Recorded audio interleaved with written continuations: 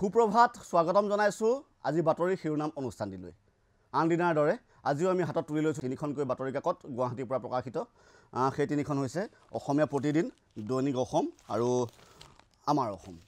এই তিনিখন বাতৰি কাকততনো কোনকেইটা বিশেষ বাতৰিয়ে শিৰোনাম দখল কৰিছে সেই বিষয়ে আজি কিছু চাবলৈ চেষ্টা কৰিম প্ৰথমে আমি হাতত তুলি লৈছোঁ অসমীয়া প্ৰতিদিন কাকতখন অসমীয়া প্ৰতিদিন কাকতখনৰ প্ৰথম যিটো শিৰোনাম বৰ হৰফে দিয়া হৈছে ইয়াত যে তাজপাতৰ ঘৰৰ দৰে খহিল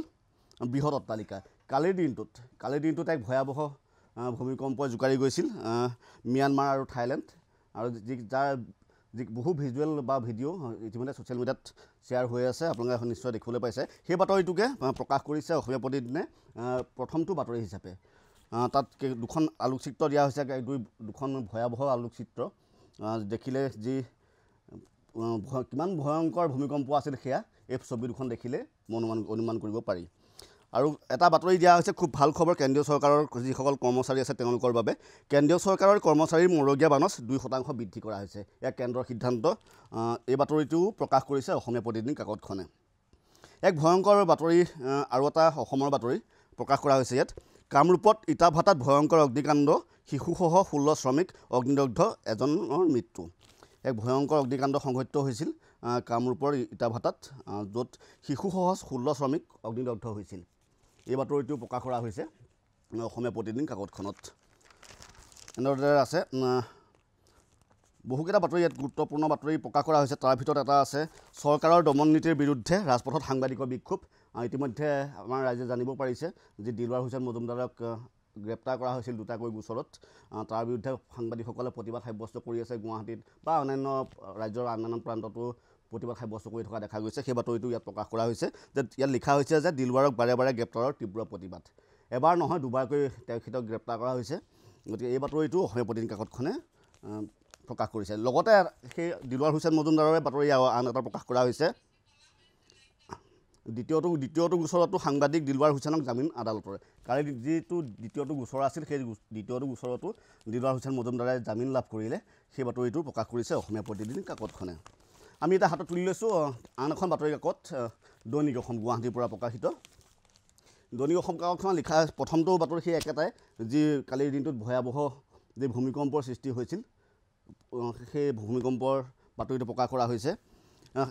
ইয়াত লিখিছে যে 7.7 প্ৰাবল্যৰ ভূমিকম্পত বিধ্বস্ত হ'ল ম্যানমাৰ থাইলেণ্ড এই বাতৰিটো ইয়াত প্ৰকাশ কৰা হৈছে কমেও 150 লোকৰ মৃত্যু 7 শতাধিক আহত বহু সন্ধানহীন এই খবৰটো দিয়া হৈছে আন ছাবহেড হিচাপে সাহায্য আগবঢ়াবলৈ ভাৰত সাজু প্ৰধানমন্ত্ৰী মোদীয়ে কৈছে তাত যি ম্যানমাৰ আৰু থাইলেণ্ডত যি বিস্তৰ ক্ষতিসাধন হ'ল তাত যি ক্ষতিসাধন হ'ল সেই ক্ষতিসাধনৰ পূৰণ কৰিব পৰাকৈ ভাৰতে সাহায্য আগবঢ়াব বুলি প্ৰধানমন্ত্ৰী মোদীয়ে প্ৰকাশ কৰিছে সেই বাতৰিটো ইয়াত প্ৰকাশ কৰা হৈছে কাষতে লিখা হৈছে ফণীন্দ্ৰ কুমাৰ দেৱচৌধুৰীয়ে লিখিছে যে অখিল গগৈ বৌদ্ধিক বোমা খুব এক স্তম্ভ এটা লিখা হৈছে ইয়াত অসমৰো এটা ভূমিকম্পৰ বাতৰি প্ৰকাশ কৰা হৈছে 11টাকৈ ভূমিকম্পে জোকাৰিলে অসম এই বাতৰিটো প্ৰকাশ কৰিছে অসমীয়া দৈনিক অসম বাতৰি কাকতখনে আৰু এটা বাতৰি দিলৱাৰ হুছেইনৰ বাতৰিটো হুছেইন মজুমদাৰৰ বাতৰিটো প্ৰকাশ কৰিছে আৰু দৈনিক অসম কাকতখনে দ্বিতীয়টো গোচৰতো জামিন দিলৱাৰ হুছেইন মজুমদাৰক সেইটো বাতৰি প্ৰকাশ কৰা হৈছে আনহাতে উত্তৰ পূব আৰক্ষী একাডেমীৰ দীক্ষান্ত পেৰেডত অংশগ্ৰহণ ৰাজ্যত অপৰাধ হ্ৰাসত আৰক্ষীৰ ভূমিকাক প্ৰশংসা মুখ্যমন্ত্ৰী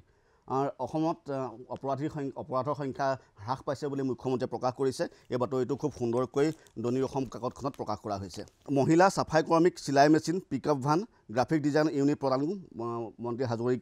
পীযুষ হাজৰিকাৰ এক বাতৰি প্ৰকাশ কৰা হৈছে আৰু তেওঁ কৈছে যে চৰকাৰৰ বিনামূলীয়া সামগ্ৰীৰ বিক্ৰীৰ প্ৰৱণতা ত্যাগ কৰিবলৈ আহ্বান জনাইছে হিতাধিকাৰীসকলক এয়া পীযুষ হাজৰিকাৰ আহ্বান আনহাতে আমি শেষৰখন বাতৰি কাকত হাতত তুলি ল'বলৈ চেষ্টা কৰিছোঁ আমাৰ অসম কাকতখনত লিখা হৈছে প্ৰথমটো বাতৰি ঠিক একে বাকী দুখন কাকতত যিদৰে ভূমিকম্পৰ বাতৰিটো প্ৰকাশ কৰা হৈছিল ঠিক তেনেদৰে তাছৰ দৰে খহিল অট্টালিকা মছজিদ 2 শতাধিকৰ মৃত্যুৰ আশংকা এই বাতৰিটো প্ৰকাশ কৰা হৈছে ছাবহেড হিচাপে দিয়া হৈছে 7.7 ৰিক্টাৰৰ বিধ্বংসী ভূমিকম্প থানবান ম্যানমাৰ থাইলেণ্ড এই বাতৰিটো প্ৰকাশ কৰিছে আমাৰ অসম কাকতখনে প্ৰথমটো বাতৰি হিচাপে আন এটা প্ৰকাশ কৰা হৈছে বাতৰি চিকিৎসা শিক্ষাৰ তৃতীয় বৰ্গৰ পৰীক্ষা এইটো ছাবহেড দিয়া হৈছে লগতে লিখা হৈছে যে 765 পদৰ বিপৰীতে 3 লাখ প্ৰাৰ্থী দূৰ দূৰণিত পৰীক্ষা কেন্দ্ৰ মাত্ৰ 765টা পদৰ বিপৰীতে 3 লাখ প্ৰাৰ্থীয়ে আবেদন কৰিছে। এই বাতৰিটো প্ৰকাশ কৰিছে আমাৰ অসম কাকতখনে। দিলৱাৰ হুছেইন মজুমদাৰৰ বাতৰি এটা প্ৰকাশ কৰিছে, যিহেতু বাকী দুখন কাকতো বা ৰাজ্যৰ সকলো কাকততে প্ৰকাশ কৰা হৈছে দিলৱাৰ হুছেইন মজুমদাৰৰ বাতৰিটো। ইয়াত প্ৰকাশ কৰিছে আমাৰ অসমে যে দিলৱাৰৰ বাসগৃহ পৈতৃক ঘৰ পত্নীৰ বিপণীত তালাচী, নথিসহ ডাম্পাৰ জব্দ। দিলৱাৰ হুছেইন মজুমদাৰৰ নামত যি ডাম্পাৰ আছিলে সেই ডাম্পাৰো আৰক্ষীয়ে ইতিমধ্যে জব্দ কৰিছে। এই বাতৰিটো প্ৰকাশ কৰিছে আমাৰ অসম কাকতখনে। আন এটা প্ৰকাশ কৰিছে ঘনে ঘনে কঁপি উঠিল অসমো, এই ভূঁইকঁপৰে বাতৰি আৰু এটা। আন এটা প্ৰকাশ কৰিছে অসমত খুব এটা ভয়ংকৰ বাতৰি বুলি ক'ব লাগিব যে অসমত চাইবাৰ অপৰাধীয়ে লুটিলে 160 কোটি টকা, উদ্ধাৰ মাত্ৰ 20 কোটি। শেহতীয়াকৈ চাইবাৰ অপৰাধৰ সংখ্যা বৃদ্ধি পাইছে। অসমতে চাইবাৰ অপৰাধীয়ে এই পৰ্যন্ত 116 কোটি টকা লুটিলে বুলি বাতৰিটো প্ৰকাশ কৰিছে আমাৰ অসম কাকতখনে, কিন্তু তাৰ মাত্ৰ 20 কোটি টকাহে ইতিমধ্যে উদ্ধাৰ কৰিবলৈ সক্ষম হৈছে আৰক্ষী। এই বাতৰিটো প্ৰকাশ কৰিছে। আনহাতে আন এটা বাতৰি প্ৰকাশ কৰিছে ইয়াত মন্ত্ৰী ৰঞ্জিত কুমাৰ দাসে কৈছে যে 4-5 এপ্ৰিলত ঘোষণা কৰা হ'ব পঞ্চায়ত নিৰ্বাচনৰ দিন। যে পঞ্চায়ত নিৰ্বাচনক লৈ কিছু উৎকণ্ঠা আছে, বহুত প্ৰশ্ন হৈ আছে, বিৰোধীয়েও প্ৰশ্ন কৰি আছে, কিন্তু সেই সময়তে মন্ত্ৰী ৰঞ্জিত কুমাৰ দাসে, বিভাগীয় মন্ত্ৰী ৰঞ্জিত কুমাৰ দাসে প্ৰকাশ কৰিছে যে 4-5 এপ্ৰিলত ঘোষণা কৰা হ'ব পঞ্চায়ত নিৰ্বাচনৰ দিন। এইকেইটা আছিল আজিৰ দিনটোৰ আজিৰ যি দৈনিক বাতৰি কাকতত প্ৰকাশ পোৱা প্ৰথম পৃষ্ঠাত প্ৰকাশ পোৱা কেইটামান গুৰুত্বপূৰ্ণ বাতৰি। এয়াই আছিল আজি আমাৰ দিনটোৰ বাতৰিৰ শিৰোনাম। আপোনাৰ দিনটো শুভ হওক। ধন্যবাদ।